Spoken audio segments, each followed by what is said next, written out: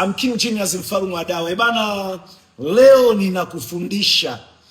ninakufundisha mwanangu wa dawa.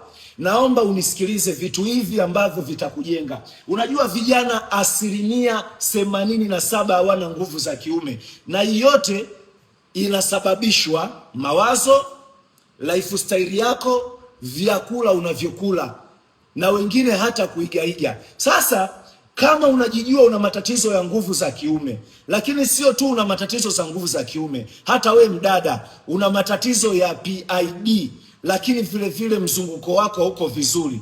Yaani mtoto wa kiume, hata kama una kiboro kidogo, hata kama una mbolo ndogo, jitahidi mbolo ndogo ifanye kazi kwa wakati na kufanya kazi inavyotakiwa. Kuwa na mbolo ndogo sio shida. Shida unaweza ukawa na mbolo ndogo lakini ukawa na nguvu za kiume, unaweza kuperform.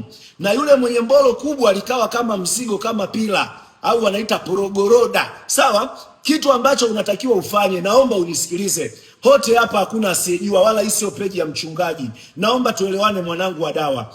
Tafuta kifuu.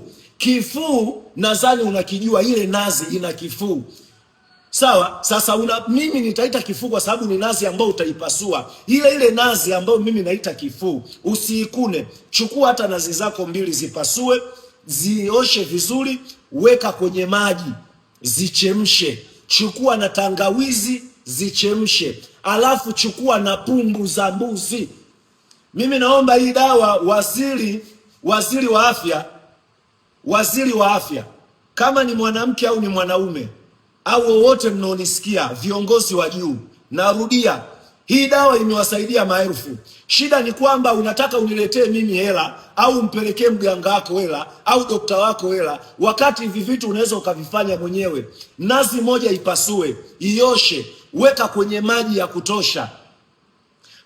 Pumbu za mbuzi unazijua, tangawizi unaijua, isugue. Viache vile vitu vichemke, vifanye kama supu. Sawa? Weka tu chumvi kidogo sana. Zile pumbu za mbuzi kwanza ni chakula utakula, lakini pia pumbu za mbuzi, ule mchuzi wake na ile korodani, yani yale mayai, ni dawa tosha. Lakini onyo, kama ni mtoto wa kiume, jiandae utakuwa unadinda. Hiyo ipo. Ukiendelea kula huo mchanganyiko mara kwa mara, bana my brother, ndani ya siku 2-3 njoo mimi niletee ushuhuda. Mimi sihitaji hela kwa sababu tayari ninayo. Mimi hela yako nataka umpelekee mama yako au mtoto wako afanyie kitu cha msingi, upate swawabu. Kwa sababu maarifa ninaokupa mimi niletee vitu vizito, sio vitu vidogo. Tangawizi, pumbu za mbuzi, kifuu, yani zile nazi zile, iache tu ichemke. Yani ichemke, pale kuna kitu kinajichuja. Alafu kunywa ile supu na pumbu za mbuzi. Kama unataka kula ni chakula.